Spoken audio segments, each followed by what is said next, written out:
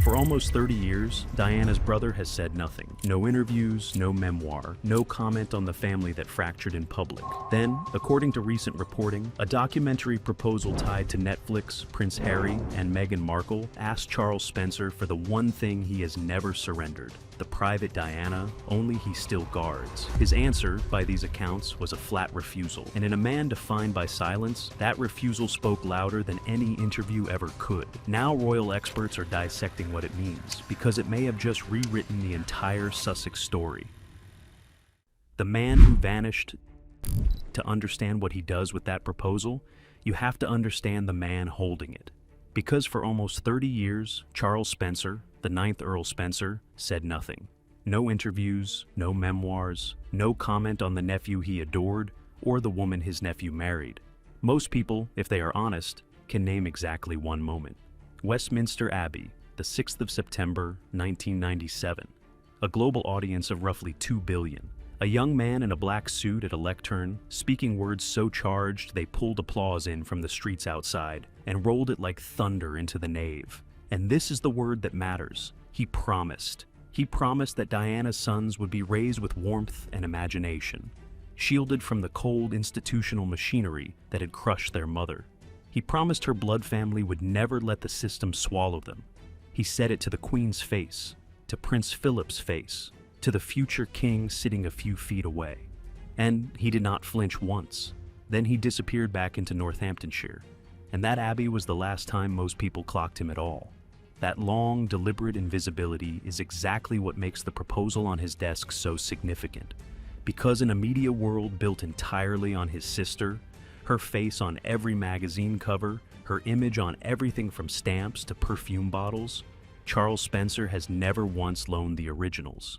He has never sold the archive, never licensed the grounds, never given the interview that cracks the vault open even an inch. So the real question is not why he stayed silent for 30 years. The question is what landed on his desk that finally made him speak, and who sent it. The jewelry trail. It began the way so many things in this family begin, with something small and lovely and apparently innocent. The royal wedding, 2018, the evening reception. Meghan Markle arrived wearing Diana's aquamarine ring, that pale blue stone recognizable to anyone who ever followed Diana's story. From where Charles Spencer stood watching, it likely felt rather beautiful. Someone new, someone his nephew adored, choosing to carry Diana into the biggest night of her life. It felt like remembrance. Maybe it even felt like family. Then came the butterfly earrings, then the Cartier watch, then the gold bracelets. Piece by piece, each item that had once belonged to Diana surfaced on Meghan at precisely the moments where a photograph was not just likely, but guaranteed. Major events, choreographed arrivals, maximum lens coverage. And to be fair, nobody can prove the intention was anything other than genuine tribute.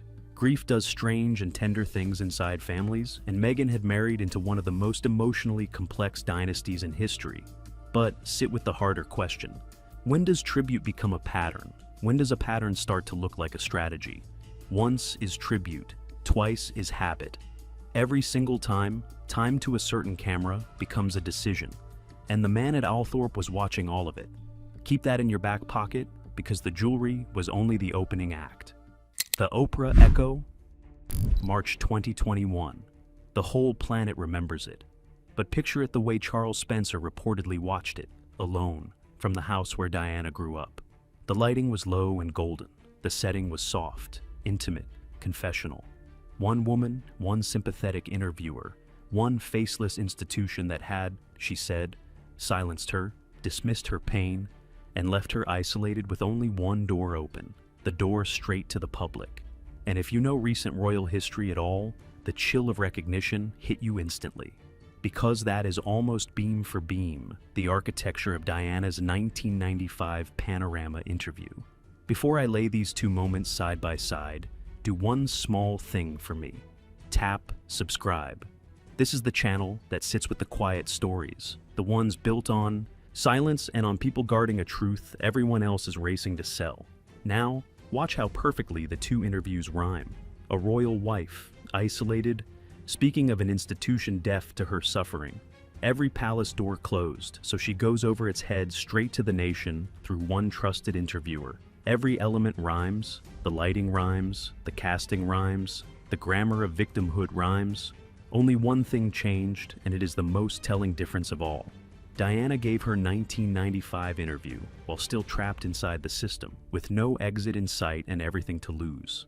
The 2021 version was filmed from a villa in California after the exit, with a production apparatus attached and a streaming empire already in motion. The original was a cry for help. The remake, whatever else you believe about it, was a launch. And watching from his sister's childhood home, Charles Spencer reportedly did not experience that hour as tribute at all. To understand why it cut him so deeply, you have to know a secret about this man and that panorama interview that most coverage never touches. The secret guilt. By long-standing accounts, it was Charles Spencer himself who first brought his sister into contact with Martin Bashir, the journalist behind the 1995 panorama interview. And we now know, through a formal inquiry led by a former Supreme Court justice, exactly how that interview was obtained. Forged bank statements, fabricated evidence suggesting people close to Diana were secretly being paid to spy on her, manufactured proof of betrayal, designed to convince a frightened, isolated woman that everyone around her was an enemy, and that her only safe move was to sit in front of a camera and bleed for the nation. Her vulnerability was not a side effect of that broadcast. Her vulnerability was the product, and her younger brother, deceived by those same fake documents, had unknowingly held the door open. The inquiry found the forgeries had deceived and induced him into arranging the meeting. The BBC's Director General eventually apologized to him directly. Think about what that does to a person. You spend your entire adult life believing you are your sister's protector. You stand in Westminster Abbey and tell 2 billion people you will shield her sons. And then, decades later, you learn that the single most psychologically damaging media event of her life walked in through a door you were tricked into opening. By every account, everything since has been an act of quiet atonement. The sealed archives, the refusals year after year, the decision to bury her on the island at Althorpe rather than hand her to the institution, the home movies nobody outside the family has seen, the handwritten diaries nobody outside the family has read. He has been making certain that nothing like Panorama can ever happen to Diana again, even in death, even now. And in doing that, he achieved something almost no famous figure of the modern era has managed. He protected her mystery. There is a real, unguarded, fully human Diana the world never got to consume, and she survives only because one man kept saying no. So, picture him in his chair when that courier arrives with a proposal that wants all of it. The diaries in her own handwriting, the footage of her as a child running across those same lawns, the island where he buried her, every last piece of the vault he has guarded since 1997, and it wants all of it to crown a story that ends not with Diana, but with Meghan Markle wearing the halo. The pitch. Let me lay out what that proposal reportedly contained, because once you hear it, his response stops looking like aristocratic coldness and starts looking like the only rational answer a man in his position could give. The concept was a grand anniversary documentary for 2027, marking 30 years since the Paris Tunnel, an emotional, cinematic, definitive Diana film fronted by her own son. On paper, it sounds irresistible, and by these accounts, Netflix loved it immediately. But here is what the project reportedly required. It wanted Althorpe itself, the childhood home, the grounds, the island. It wanted the private family archives. It reportedly wanted Diana's personal handwritten diaries, pages she wrote only for herself. It wanted the home movies that have never been seen, the unguarded, genuinely private Diana no one outside the family has ever touched. Without those, it would be just another documentary of recycled clips like every other. With them, it would be the definitive Diana film of the century. And there was one more element. The one that made the pitch magnetic to the people selling it and unthinkable to the man reading it. It reportedly wanted to draw a straight, explicit line between Diana's war with the establishment and Meghan's, positioning Meghan Markle as the modern continuation of Diana's story, the 21st century version of the woman who refused to be silenced. Diana's halo, formally transferred. Think about what Spencer saw. He had watched the jewelry. He had watched the Oprah echo.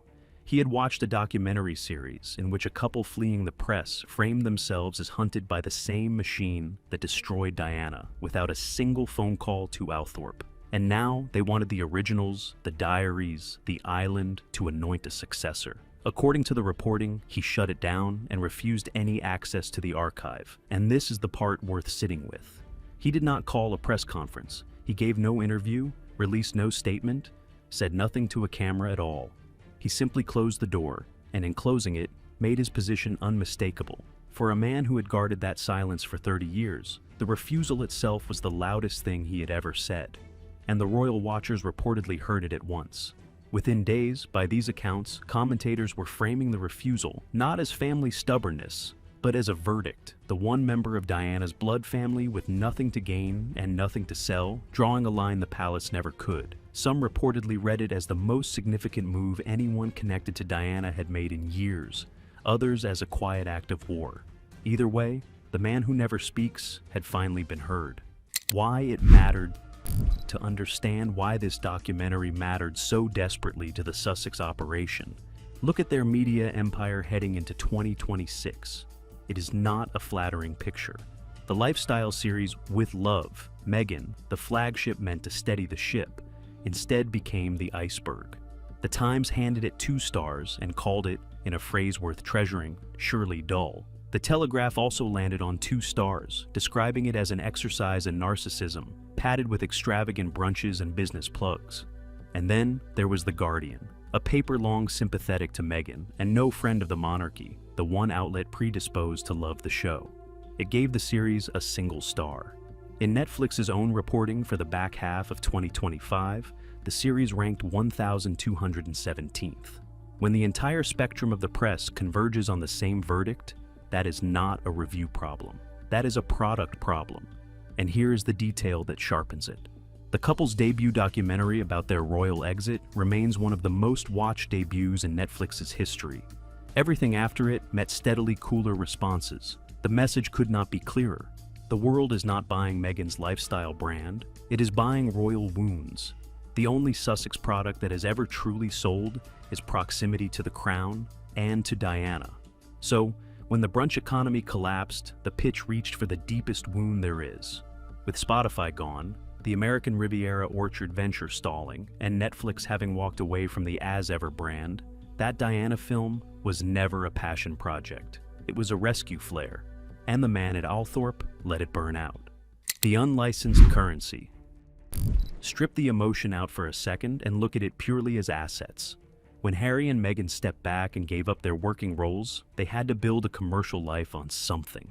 What they held was fame with an expiry date, and one asset more valuable than all the rest combined: Diana. Her face, her myth, her martyrdom.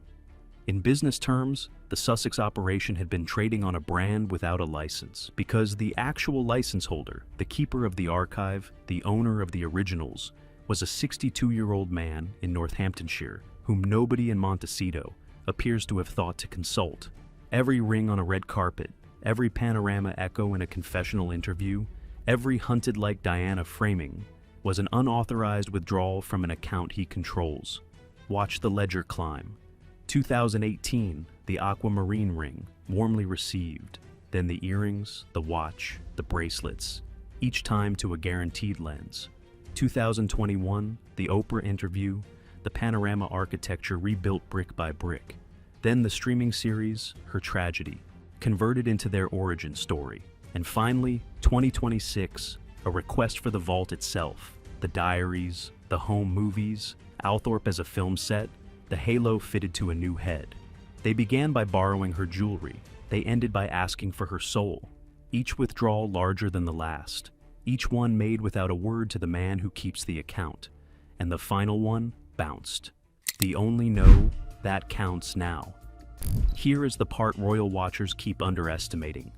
It is about who, in this entire drama, is actually free to say no. Prince William has been privately unhappy for years about the commercialization of his mother's image. But look at his position. He is the future king, and every move carries consequence. He cannot publicly block his own brother's projects without manufacturing a global headline about palace censorship and a family at war. When the institution blocks something, it always reads as the establishment protecting itself. But when Diana's own brother, the man who stood in that abbey and vowed before 2 billion people to protect her sons, refuses a project outright, that is not institutional control. That is family honor, and nobody can spin it. There is only one man with genuine standing, blood ties to both princes, and moral title to Diana's memory, who holds no office at all. The one person free to shut the door is the one whose refusal cannot be weaponized against the crown. William never had to lift a finger. Where things stand. And the deeper fracture has not moved an inch. By recent accounts, there may be some appetite for a limited thaw with Harry, but almost none where Meghan is concerned. And it reportedly comes down to one word: trust.